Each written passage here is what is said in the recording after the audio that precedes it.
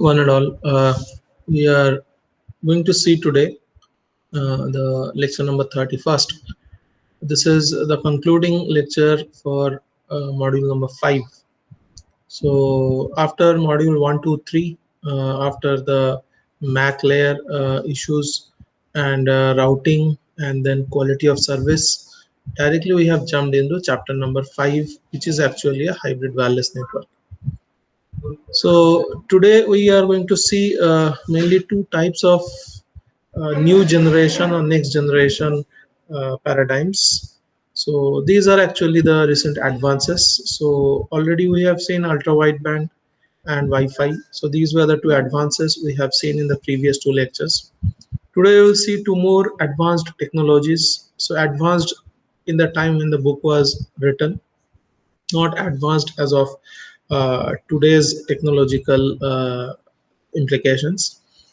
So today we are going to see two technologies. One is optical wireless network, and with that we will see optical wireless wavelength division multiplexing, which is also called as WDM. So OWWDM, that is optical wireless wavelength division multiplexing. That is the main topic for today. And there is a LAN, which is also called as optical LAN. We have heard of RF LAN, but optical LAN is also possible. And what are the difference between optical LAN and RF LAN? Very important question, very favored question of the by the examiners. So we'll see that today. And finally, a little bit discussion of the different versions of IEEE 802.11. So there are three things in IEEE 802.11. They are all different communication protocols. That is A, B, and G. What are the differences in that? And if we want to uh, combine all these three things, that is 802.A, B, and G, then what we get is kind of a multi-mode communication thing. So how that multi-mode communication thing is achieved, that block schematic and hardware uh, compilation interfacing diagram and the system we will see today. So mainly today's topic is first is optical OWWDM, optical LAN, difference in RF LAN and optical LAN, and finally you will see the multimode IEEE 802.11 A, B, and G. So this was the syllabus. All the topics are covered so far, except we are towards the end. That is optical wireless network and multimode IEEE 802.11 A, B, and G. So these two are the advanced wireless networks that we are going to see today. Optical wireless network. What are the advantages in optical wireless networks? So first thing is it enables communication in the infrared and light wave. So infrared also falls in the optical wireless network category, and light waves, we all know. You are having a subject called WAVC, so you know quite a lot about optical communications. So not only in the visible spectrum, but beyond the visible spectrum with high data rate, this communication is used, and local communication is having very big applications, very good applications of optical communication. So optical wireless communication technology exhibits a number of properties. So this is the second paragraph, which is very important. So these features can be asked in the exams. So this module 3 and module 5 together will be there for your IA 3. So those who want to appear for IA 3, definitely these questions you have to prepare. So there, this characteristics or features of optical wireless communication technology can be asked. So what are the properties that makes it suitable for alternative to RF communication? So the advantages. So advantages of optical over RF is discussed here. So the advantages of optical wireless communication, it includes significantly less interference due to its lack of penetration through walls. That means we know that light. This is one room, another room is side by side. So the wall between them is stopping the light from entering from one room to the other room. So as it does not penetrate the wall, in that case, this is a good property we are talking here. That is, we are using this property to reduce the interference. Secondly, the positioning of spectrum at a completely unregulated and unlicensed band. So we all know that there are different frequency bands that we can use for certain kind of application. And if we want to use some band very badly, and that band is actually owned by some company or government, in that case we have to spend some money to buy that channel. Okay, but one good thing is, apart from very high data rate, apart from less interference, so these are the good points of optical communication. Another very positive point is it is in a completely unregulated and unlicensed band, because nobody can own light. Okay, so that band which is used for optical communication, it is an unlicensed, unregulated band. That means we can use it extensively for any application that we are designing by using optical. So as it is having less interference, this is having higher security, and high data rate is always the feature of optical communication. So the main features: high data rate, late interference, the band is unregulated and unlicensed, lack of penetration actually is increasing the security aspect of optical communication. So these are some of the positive points. Now let us know a few more things. That is, optical wireless technology. It promises the broadband data delivery at short range or from point to multi-point LANs and point-to-point medium distance optical link. So there are mainly two types of link. One is short range, another is medium range. So for short range, it is broadband data delivery, and for point to multi-point LAN or point to point, it can be used for medium range. So both are possible. For very long range, generally we are at that time they were not using optical, but now for very long range also we can use optical communication. So optical wireless transmission is classified into short range communication and long range communication. So please find out the range distances, because you are having OFC, all these details might be easily found in that. Long range communication systems are mainly used for outdoor point to point optical links, and short range systems are used for indoor and outdoor both. Okay, so these are the application fields they have talked, where short range is used, where long range is used, where mid range is used, likewise. So unlike the long haul networks in fiber based optical network, the long range optical wireless system can operate over a distance of hundreds of meters. So these are the details you should remember. So if I'm saying a long distance optical link, so what is the distance? It is hundreds of meters. Hundreds of meters means it is less than 1,000. Can go maximum up to 400, 500, or maximum up to 900. So long range, if I'm talking about in terms of optical, it can maximum be 1 kilometer, not more than that. Okay, that means after that you have to just keep on repeating. So that is possible. Short range systems operates over a distance of few meters. So if it is for some indoor applications or something, it will be few meters. If it is long range application, maximum 1 kilometer. With the ever growing demand for broadband wireless connectivity, the utilization of RF spectrum is bottleneck due to the spectrum congestion. So these are some of the down points of RF. Okay, so whatever plus points of optical you have seen so far is riding on the negatives of RF. So why RF is bad and why optical is good? So good points of optical we have seen at the top. Now let us see what are the bad points of RF, so that optical technology is overriding on RF technology. So with the ever-growing demand for broadband wireless connectivity, so broadband wireless connectivity is better with optical within short range. And what is the problem of RF that is actually going against the broadband? So RF spectrum is a bottleneck, that is a problem due to the spectrum congestion. So RF spectrum is always in non-licensed band. Okay, you have to purchase that, and RF spectrum is having the problem of congestion. Licensing requirement, just check. So here only for optical we said it is completely unregulated and unlicensed band. Nobody is going to charge you for using optical, but everybody is going to charge you for licensing of RF. Okay, so licensing requirement is there, congestion is a problem, and instability of certain bands or broadband applications. So certain bands in RF cannot be used stably for broadband applications. So not all bands in RF can be used properly for broadband communication. But whatever bands we are using in optical, all the bands can be used for broadband communication.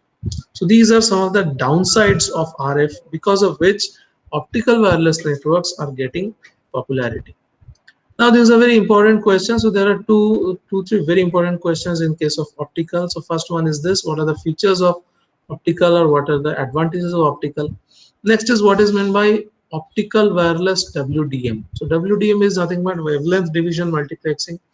You have seen in case of time division and frequency division multiplexing. So in time division multiplexing, we are using different time slots, okay, to transmit the data together over a simple channel. In frequency division multiplexing, we have found that we are using the same channel to transmit five different types of signal, but all the five different signals are modulated by five different frequencies.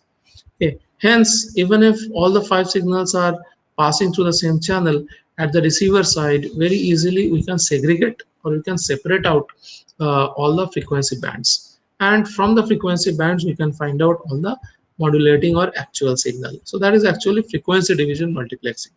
Here actually we are talking about wavelength division multiplexing, WDM, which is a method of sending many light beams of different wavelengths simultaneously down the core of the optical fiber, is successfully utilizing the tremendous bandwidth offered by the optical fiber. So the one, if I ask you one very good aspect of optical communication, what is that? The first thing you should say is very wide bandwidth.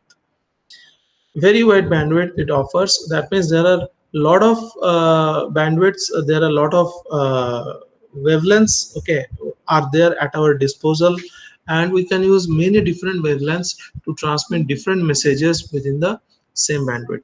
Okay, so that is what they have said, that different wavelengths is nothing but wavelength frequency, they are can be convertible. So different wavelengths simultaneously can be sent down the core of an optical fiber, and it can be done very successfully because optical offers very wide bandwidth.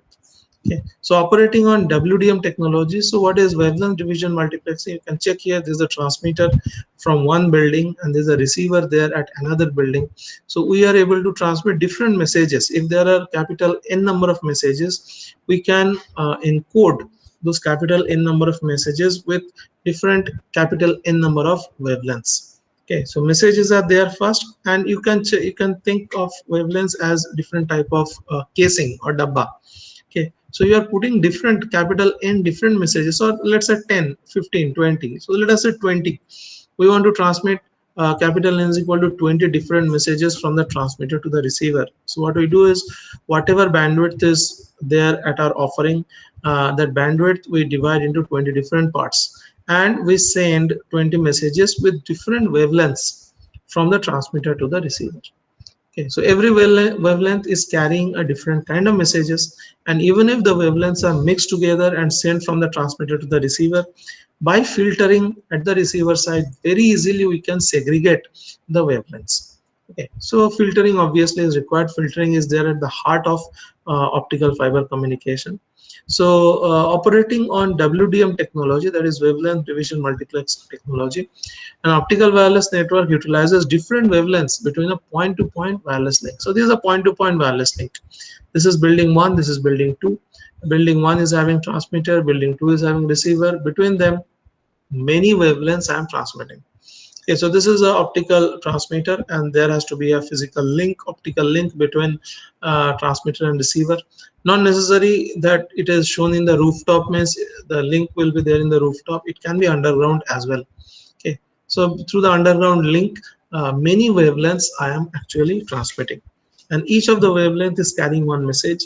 And at the receiver side, there are n number of wavelengths I can separate out by using wavelength division demultiplexing, and obviously after that the filtering is connected. So here many different wavelengths are input, and here many different types of messages are there. So every message is mixed with one wavelength, every message is mixed with one wavelength, and they are actually given to the laser driver. So this is actually the optocoupler kind of a thing. So what is optocoupler? Here at the transmitter side, there is a kind of a diode, photodiode. It is generating different signals for different wavelength input to it. So as different wavelength is coming at the input to this photo, this diode, which is actually generating light, photo emitting diode, for different input wavelength, this photo emitting diode will be generating different signals, and there is no electronic connect or electrical connection between this photodiode, or sorry, light emitting diode, and this transistor, which is also light activated transistor. Okay, so on the base emitter junction of this transistor, the light falls and the light comes from the photo emitting diode.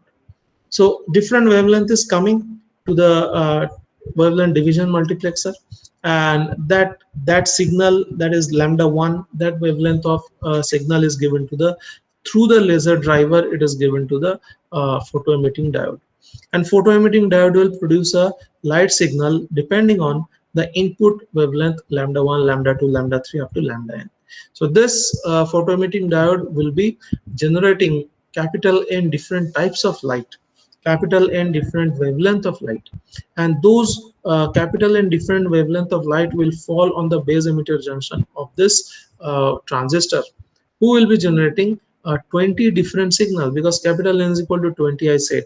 Okay, 20 is the number of different number of wavelengths that is associated with the whole system.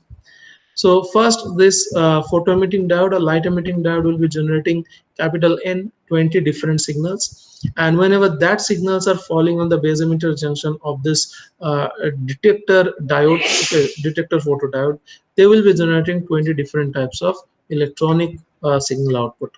So they will be given to the driver circuit, and from there it will come to the demultiplexer, and at the output of the demultiplexer will be getting capital N different types of photo actually output. So here we are giving photo input, the whole thing is converted to electronic output and getting transmitted. So here is the channel between the photo emitting diode and the photo detector.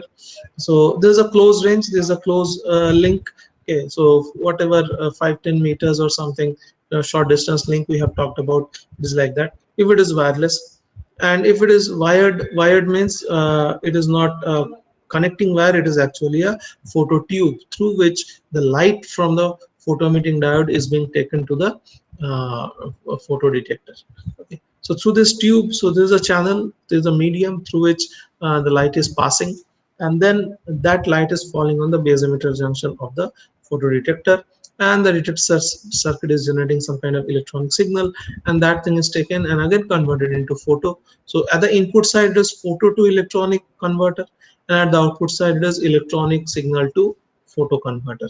So whatever signal we are giving here, lambda 1, that will come at the output. So this diagram is very important. If you are asked optical wireless WDM, then you have to draw this diagram. This is not the diagram for WDM LAN, that we are going to see next. So this is the optical wireless WDM LAN. It is different, and this first diagram is optical wireless WDM.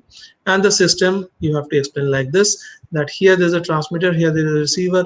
First at the transmitter side there's a multiplexer, all the different wavelengths are put together, and one by one the things are given to the photodiode, and photo emitting diode. Photo emitting diode is producing light, a signal depending on the input wavelength, and that light is falling on the photo detector. Photo detector is generating some kind of electronic signal, that is again going to the demultiplexer. Demultiplexer will produce different wavelengths as per the input to it. Let us go through the some of the details. So operating on WDM technology, its optical wireless network utilizes different wavelengths between a point-to-point wireless link. So there is a point-to-point wireless link from one building to another building. This enables carrying large number of simultaneous sessions across a sender receiver pair. So simultaneously many messages can be transmitted from one point to the other, but over different wavelengths. That's why the signals do not get mixed. That's why the security of mixing, okay, this thing is kept intact. The system operates at a spectrum centered around, so these are very important details. So the spectrum is around 1330 nanometer to 1550 nanometer.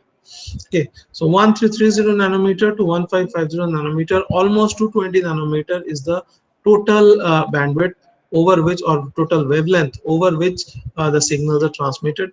So 1330 to 1550, these are actually split. So this 220 nanometer wavelength, it is again split into 5, 10, 20 different wavelengths, and each wavelength is responsible for transmitting one set of message from one point to the other point.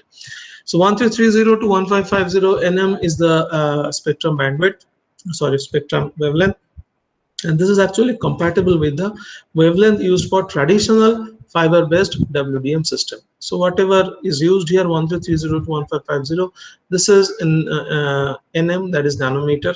That is actually incompatible with, the WDM in the market. Okay, so in traditional optical fiber communication, the same kind of wavelength is used. First generation point-to-point wireless WDM system with 4 wavelengths, each carrying a data rate of 2.5 Gbps. Very important thing.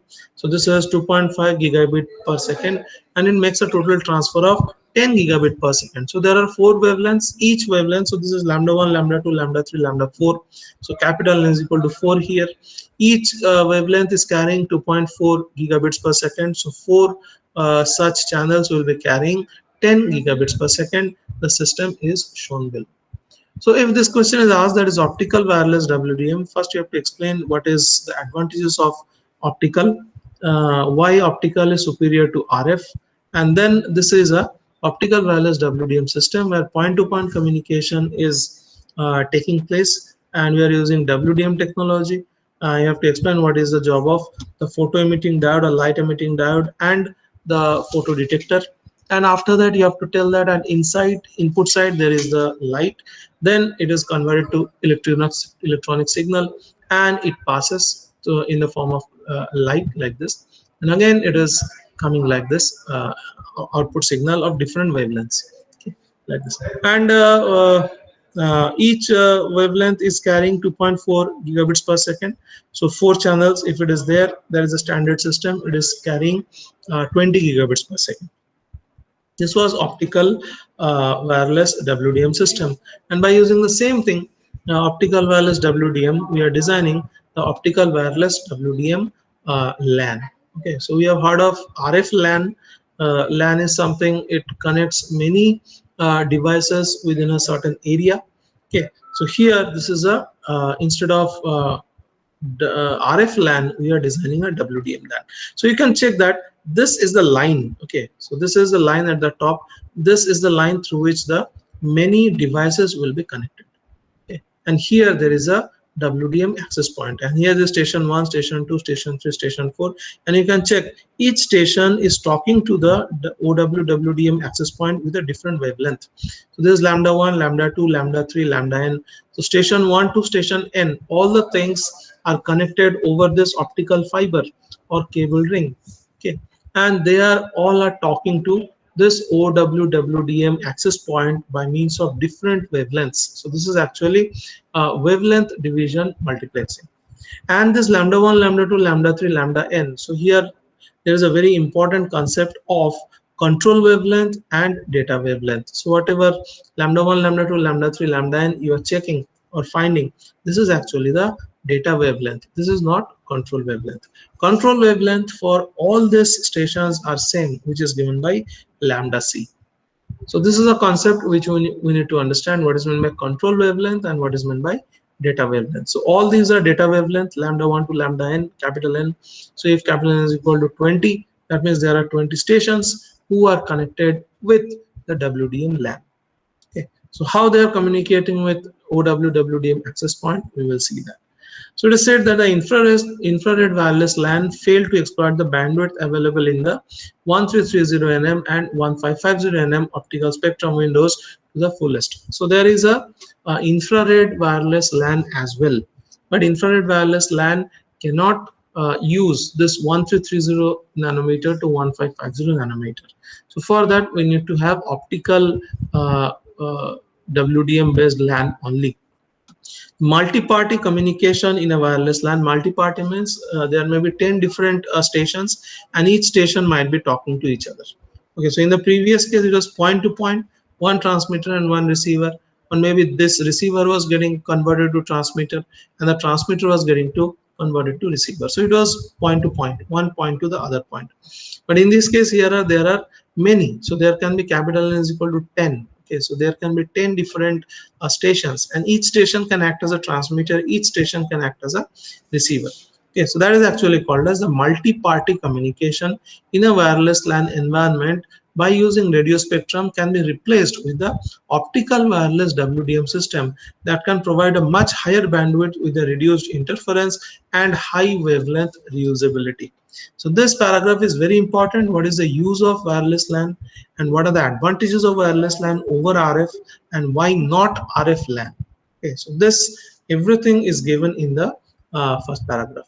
So why not infrared wireless LAN? Because infrared wireless LAN cannot transmit in the range of 1330 nm to 1550 nm, which is a standard optical communication frequency spectrum or wavelength spectrum range. But optical LAN can communicate in 1330 nm to 1550 nm. That is a wavelength for optical communication. So this is the first thing. Why not infrared wireless LAN? This is the first paragraph. First part is telling that. Second thing is multi-party communication in wireless LAN environment using radio spectrum, using RF. Okay, it can be replaced with a optical wireless WDM. So why not RF LAN? Why WDM LAN?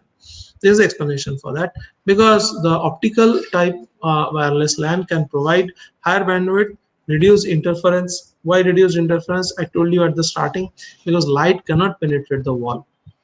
If it cannot penetrate the wall, that means it is not going to interfere with the optical communication which is going in the room beside it. So two rooms, they are optically isolated, means in one room whatever communication is going on, obviously optical communication, that will not be affecting the optical communication going on in the other room, because these two rooms are optically isolated by the wall. The figure of the operation of the OWWDM LAN, this is very important, is shown here. Now, whenever there is a LAN, there are two kinds of transfer. One is the control packet transfer. We have seen in case of control packet transfer, we transfer RTS, CTS, then DS, then acknowledgement, all those things. So that is a kind of transfer that happens here also. And second one is the data transfer. So here the stations can connect to the OWWDM access point AP by using lambda C. So if the station 1 wants to put the data over this optical fiber or cable ring for maybe station 3. Okay, so first this station 1 has to connect to OWWDM access point. Okay, and before connecting it to OWWDM access point, it will exchange the control information with this. So this is me. So station 1 will tell OWDM access point that this is me, station 1. I want to send a packet to station 3. Let me know whether station 3 is free or not. Then OWWDM takes that request and again sends some message to station 3. Again it comes back, the station 3 says yes, I am free, station 1 can send data to me. All this initial communication happens, is actually called as the control packet exchange. Still now data exchange has not started. Okay, so before data exchange, all this control exchange happens. Now the control exchange is happening with a wavelength of lambda c. So control wavelength is common for all the channels. That is a very important thing what I wanted to tell. So lambda c is the control wavelength, okay, for all the stations. Now once the controlling part is done, that is, yes, station 1 asks for station 3 free slots. Okay, then access point has managed to find out a free slot between station 1 and station 3. All those things are done by means of lambda c. So before the data communication, what all intermediate communication goes on between access point, between any stations and other thing, all those things are done by a common frequency or common wavelength, which is called as lambda c. Once the communication path is established, route is established, then the data transfer takes place, and data transfer actually happens by using different lambda n. Okay, so you can check here. First lambda c occurs. Okay, so this is called as a timing diagram. So lambda 1, lambda 2, lambda 3, lambda n, these are wavelengths for data channel with client stations to be assigned in a demand assignment fashion, and lambda c is the control channel. Okay, so these are the control packets exchange, data packet exchange. It all happens at the same time, okay, at the same place, and as the different data are being transmitted by means of different wavelengths, they do not get mixed. But this you have to understand what is lambda c and what is lambda I. So lambda I is the wavelength for data transfer.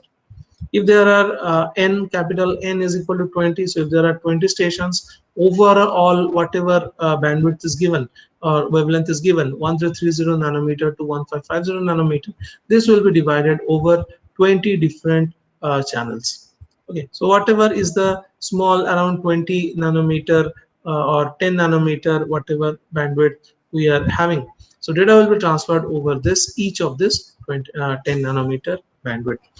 So here this is a very important thing is said that here the stations can connect to the access point using the control wavelength. So control wavelength is a common wavelength over which all the stations talk to the access point or access point talks to the station initially. Now, once the route is established, then the data wavelength actually is used for the data transfer. So lambda I is equal to 1 to capital N.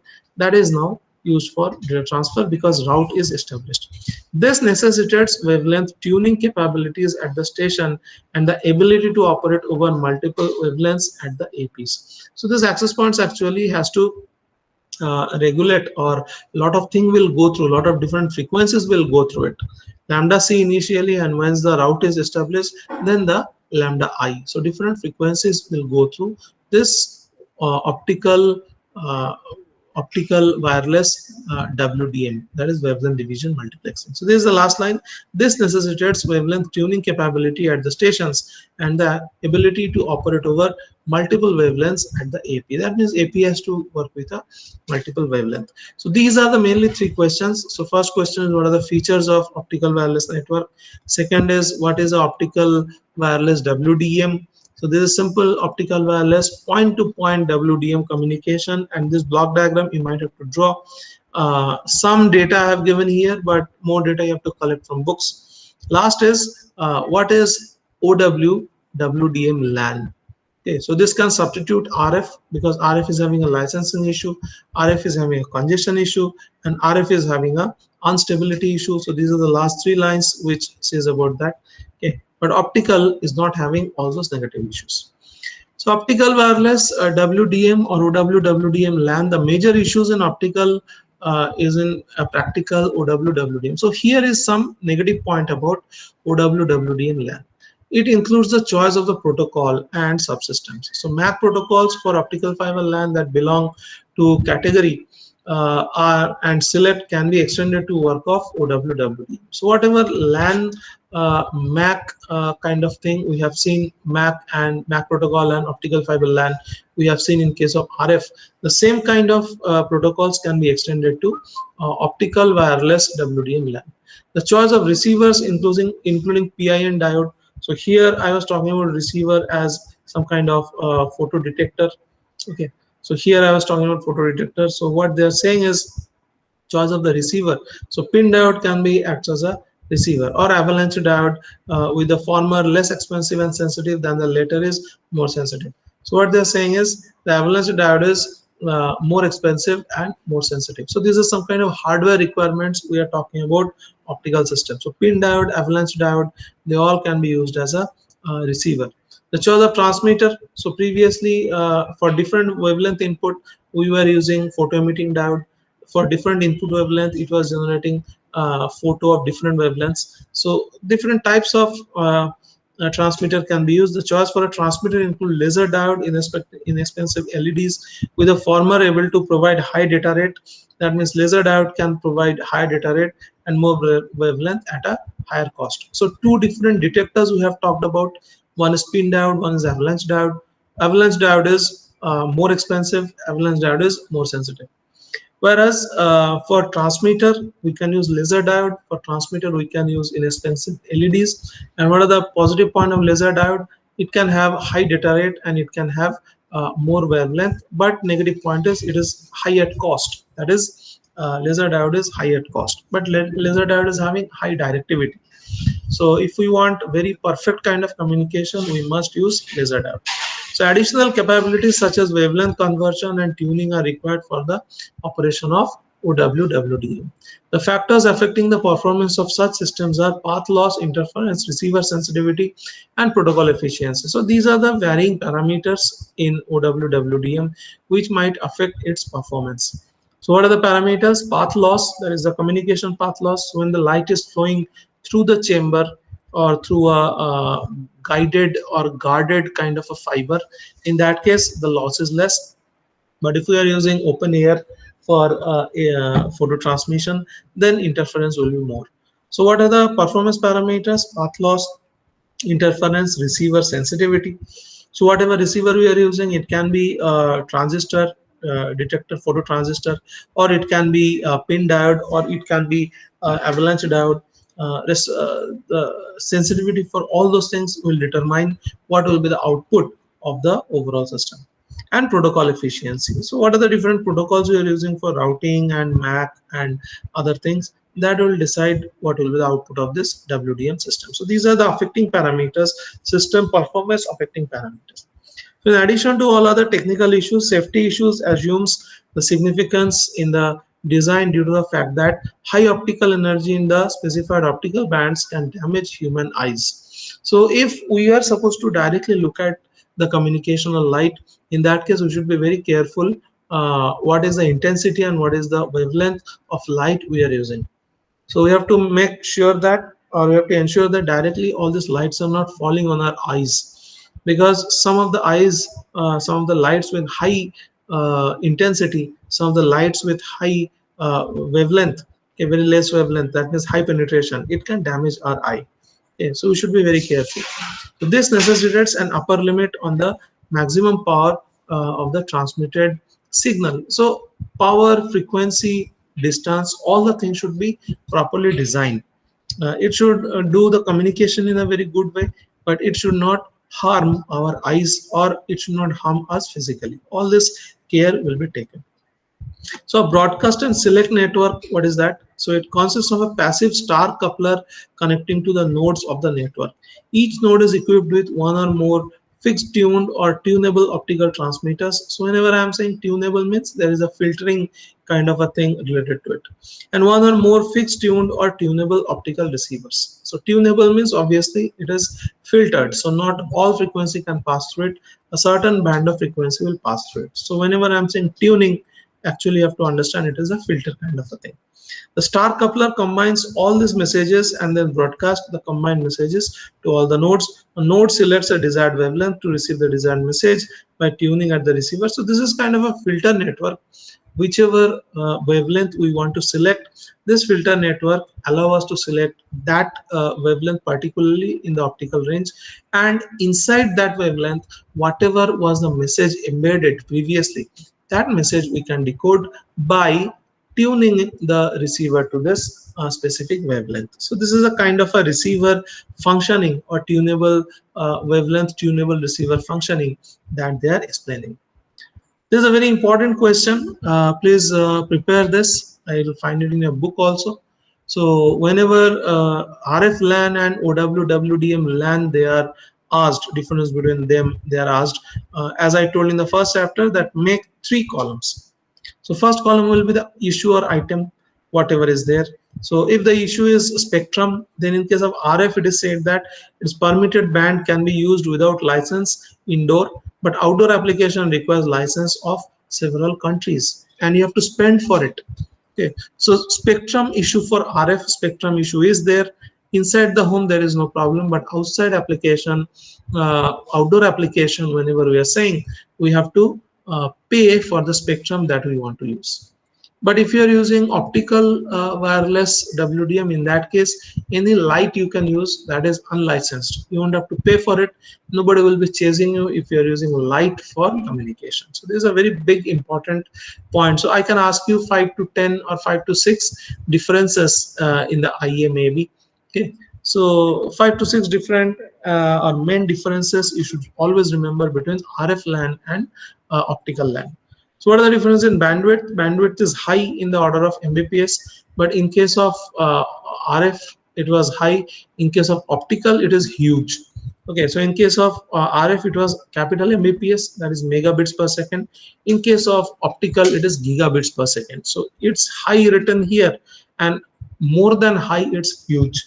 Okay, so for optical, it is huge, and for RF, it is high.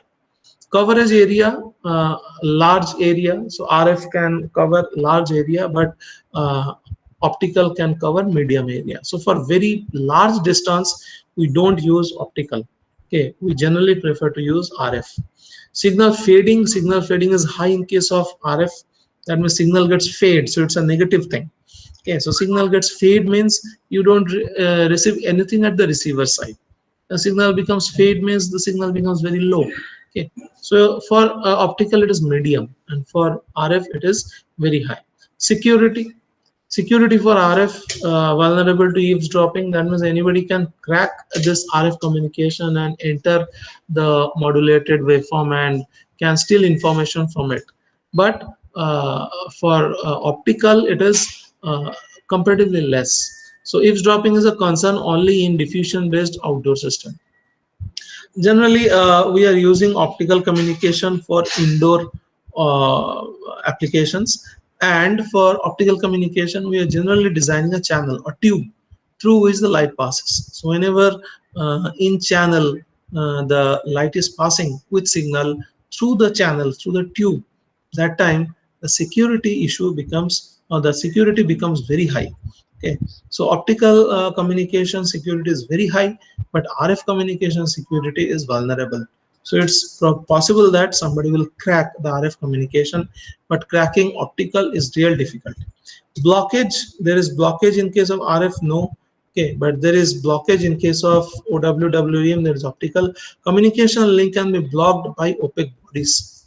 We cannot block really the RF signal. Okay, RF signal gets fade as it passes from the source to the destination, and it cannot go beyond a certain range. Okay, the way we are setting the power in case of RF transmitter, it will go up to that range only, but it can pass through doors, windows, and walls and other things.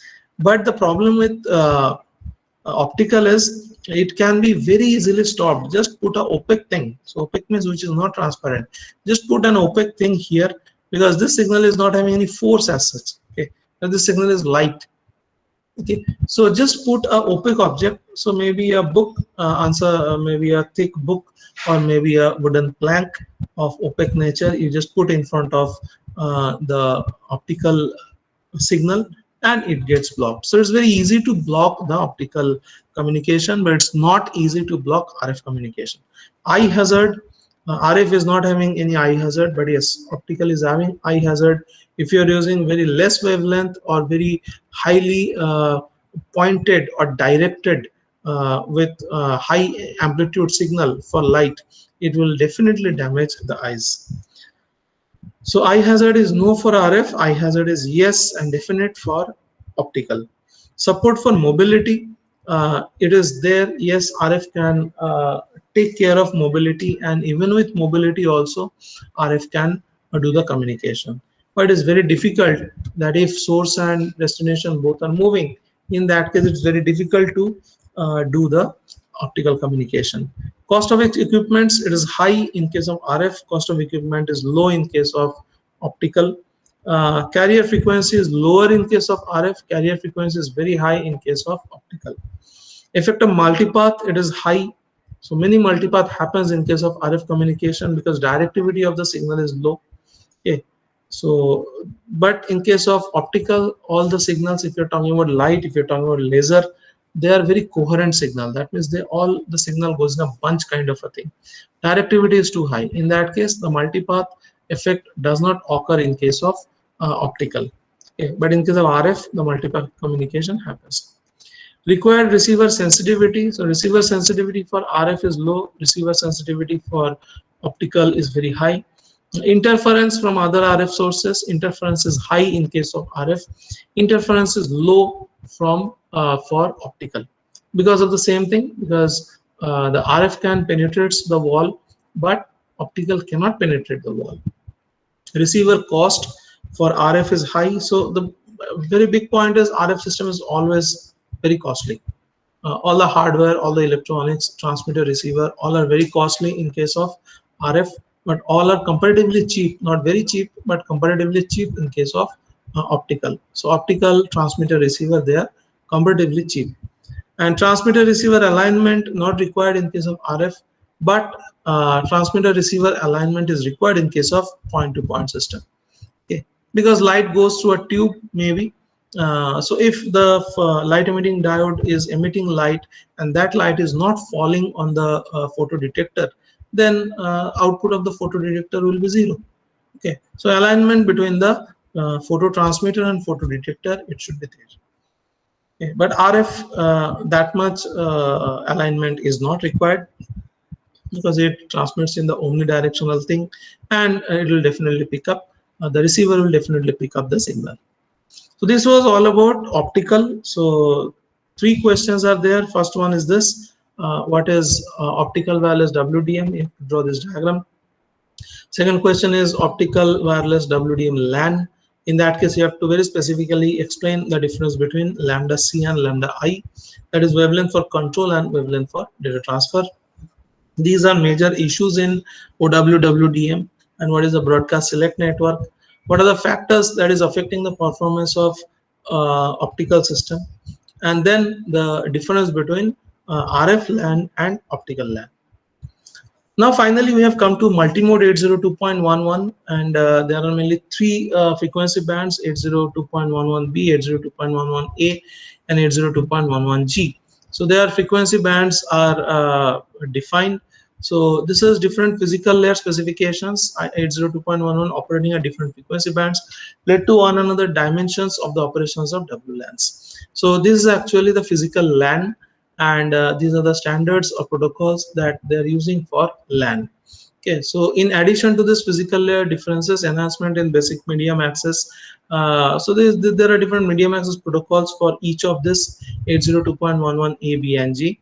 WLAN client interface implementation, it can seamlessly work with APs, that is access points, operating according to a IEEE 802.11a standard.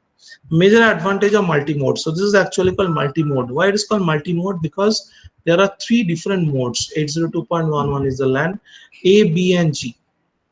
Those three things are working simultaneously, and you can connect 802.11 A, B, and G together, and then also you can get the multi-mode kind of connectivity. How it is happening, we will see in the next slide. Okay, so that's why it is called multi-mode. So main question here is, what is meant by multi-mode? What is the advantage of multi-mode? And show the block schematic and explain. So it is saying that millions, with the millions of existing 802.11b installations, so 802.11a and 802.11g are new. 802.11b is most extensively used. In addition to the inoperability use, the 802.11a and b simultaneously at a given service area can actually increase the availability of the bandwidth. So the entire bandwidth may not be available for a single station, so several network interface cards are required. So you can check here that this is a the main line. Okay, so this is the wired network backbone. So previously we were talking about optical. Now here we are talking about wired network, and there are three networks. One is connected to 802.11b. So this is the IEEE 802.11 ABG that can dynamically choose the best available 802.11 variant.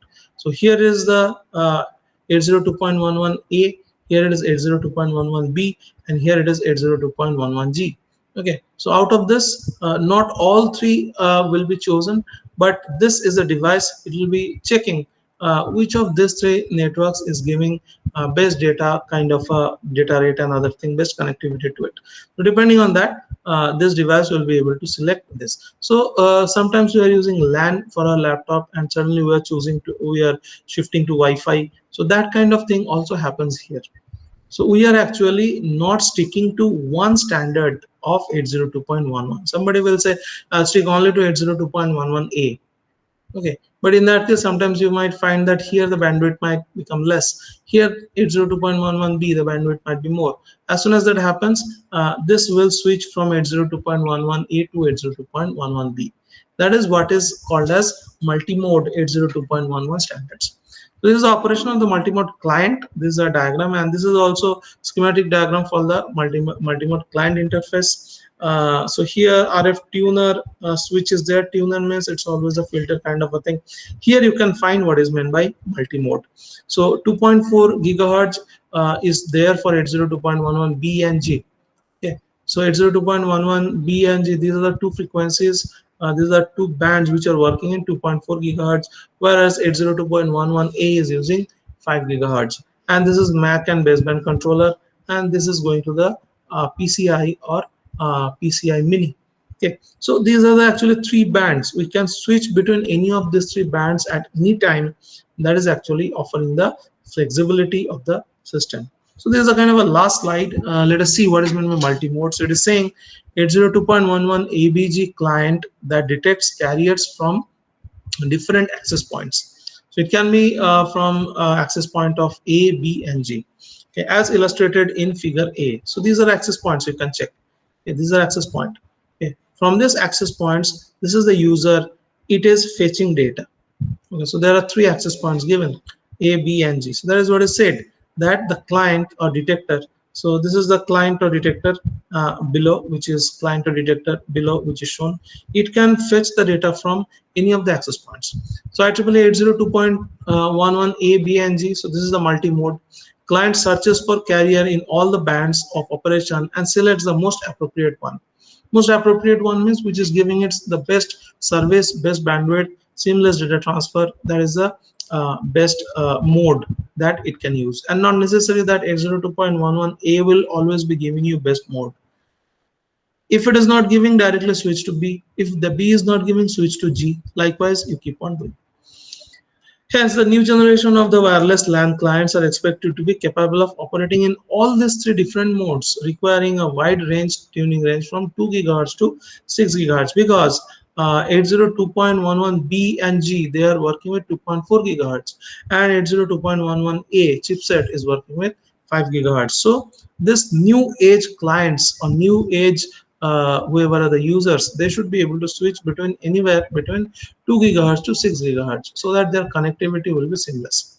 So this is a very important line here. The new generation of wireless clients are expected to be capable of operating in all these three different modes, requiring a wide range of tuning frequency, multiple MAC implementations, and multiple baseband processors. Okay. Last paragraph, a multimode LAN client is designed to automatically select the strongest detected carrier. So that is what I'm telling. So here three carrier frequencies coming, all are carrying the same data. Okay. So this is 802.11G access point, this is A access point, and this is B access point. They all are connected to the same line. Okay, the same data is getting mixed with different modes. The same data is getting mixed with B mode, A mode, or G mode. Now this detector or this receiver, from which of this mode it tries to access information, it depends on it. Okay, so there's a flexibility offered to the user that any mode you can select and you can start extracting data from that. So multimode LAN client is designed to automatically select the strongest detected carrier.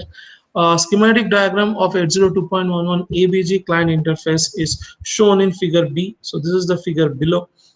This is actually for all A, B, and G together. Okay. So this is the receiver side and this is the transmitter side. So here this is the transmitter side and this is the receiver side. So a schematic is given in figure B. The major difference between this interference card and traditional single mode client. So taking a single mode client means there will be one access point and one device.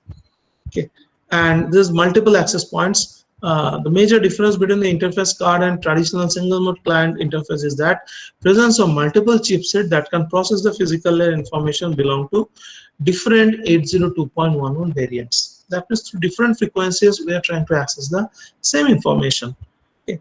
It is necessary to have at least two such physical layer chipsets, one at 2.4 gigahertz, another at 5 gigahertz frequency range to handle 802.11 A, B, and G physical layers.